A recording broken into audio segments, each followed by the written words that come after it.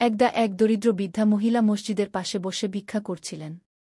তখন এক ছোট্ট ছেলে স্কুল থেকে ফেরার পথে দেখল বৃদ্ধার হাতে কিছুই নেই।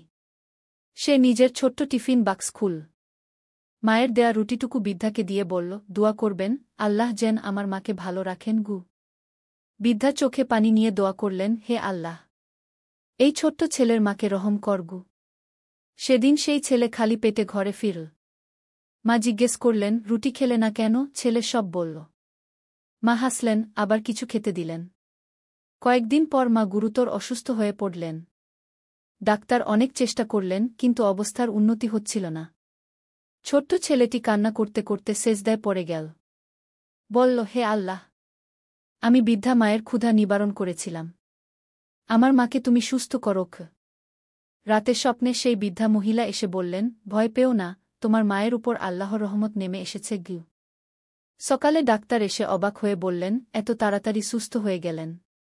এটা এক আল্লাহর কুদরতি গু। শিক্ষা: ছোট্ট একটি সদকা আল্লাহর কাছে অমূল্য। কারো উপকার করলে তার বিনিময়ে আল্লাহ অশেষ রহমত দেন। সুতরাং আমাদের উচিত সদা দয়া আর সহানুভূতি রাখা।